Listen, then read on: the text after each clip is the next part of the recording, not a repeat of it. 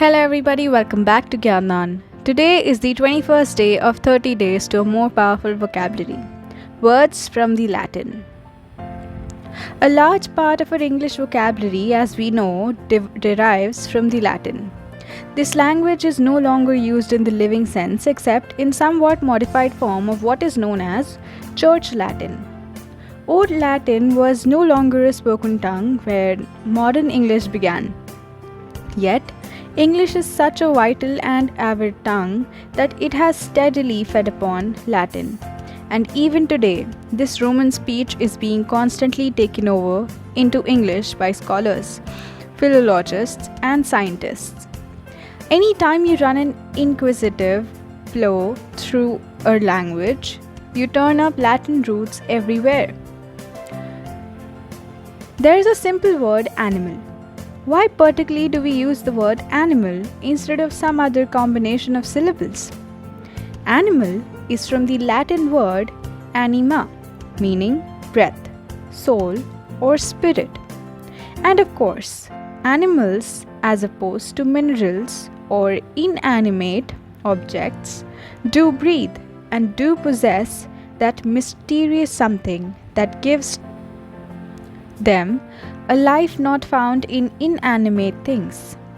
The stem of anim is found in a host of common English words. Animalcule, a tiny live thing. Animate, to breathe life into. Equanimity, equal or placid spirit or mind. Magnanimous, of large or noble spirit. Unanimous, of one mind. Inanimate, without a soul, not alive. Animosity, vehement enmity. Pusillanimous, faint-hearted, cowardly. Animadvert, to turn the mind to notice, to criticize. Section 2. In many cases, English words are formed by combining parts of two or more Latin words. Thus, equanimity is a fusion of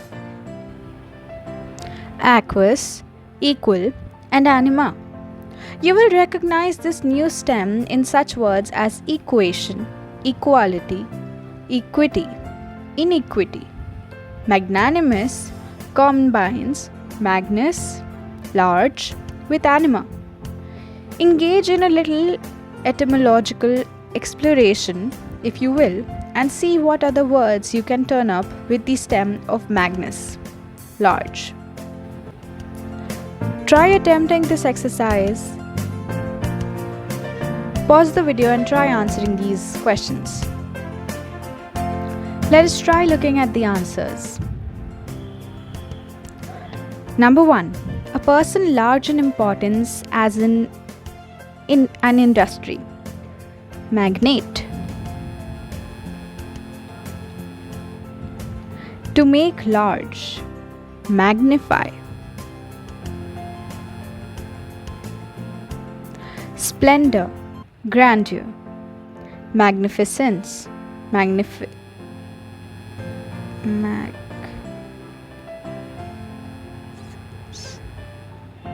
Speaking big or in pompous or flowery style. Magniloquent.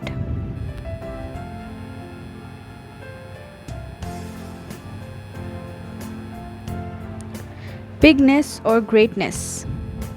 Magnitude. A large bottle, 2 quarters for champagne or other wine. Magnum.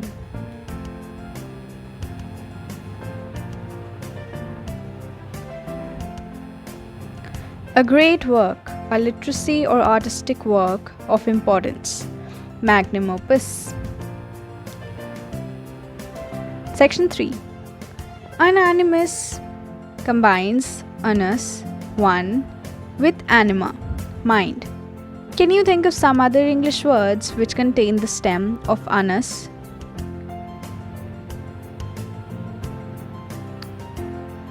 Pause the video and try answering these questions.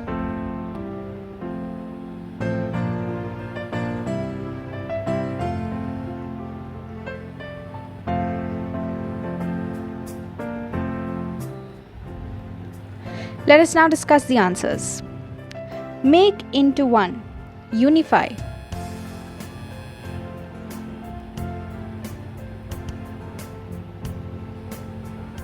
A fabulous animal with a single straight horn. Unicorn. Of one form or kind. Uniform. The state of being united. Union. The only one of its kind. Unique. Harmony, also a joining together. Unison.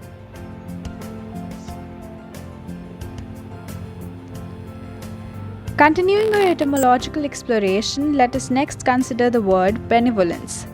Its meaning: a feeling of good with will towards others, or a charitable action for the benefit of others, can be understood better when we analyze the two Latin roots that have been welded together to form the word bene, well, and volens, wishing.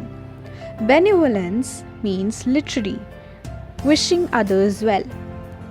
Bene is found in other words. Here are a few: benefit, beneficiary, benediction, benefactor. The stem of volens, wishing, also appears frequently.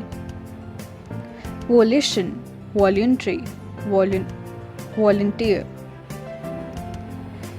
If we now dissect two of the words containing bene, we will discover that new Latin stems can easily be added to a repertoire.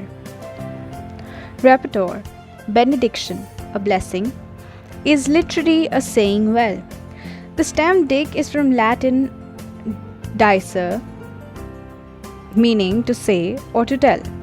You can see it in the following words: dictate, dictaphone, diction, malediction, predict, indict. Again, benefactor, literally well-doer, contains fac from the Latin verb facere, meaning to do or to make. Watch how this stem is employed in the following words: factor, factory, manufacture, fact, factotum, factual. Thus, the study of few of these simple words brings to light 8 new stems. Here are the Latin words with their meanings and with the part that serves as a stem in italics. Can you think up of an English words using each stem and write it below? Try attempting this exercise while pausing the video.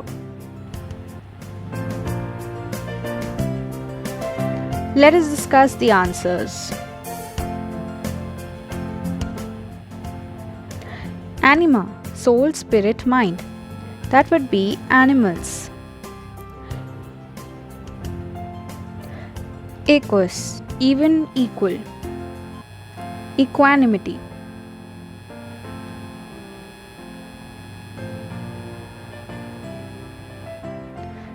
Magnus, large, big, great. There could be multiple answers like magnificence or magnitude. Unus, one or single. It could be make into one, unify, or just one form of its kind like unique. Bene, well. Benevolent. Volens, wishing. Something like volition. Factor, to do, to make, could be factory or manufacture. In the last one, to say, to tell, it could be dictate or predict, etc. And now you can recall your memory the other Greek and Latin stems that you have had in this book. In the chart below, you will find the list of them, each with an example. Can you fill the English meaning of each of them, starting with mono? If you remember, we have done this before. Pause the video and try attempting these. Let us now check the answers. Number 1. Mono. Monocyte. It means one. Number 2. Bi. 2. Poly means many. Meso means hatred.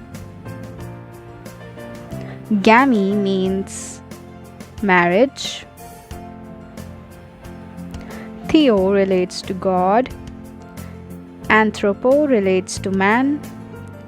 Philo leads to love. And logi is the study.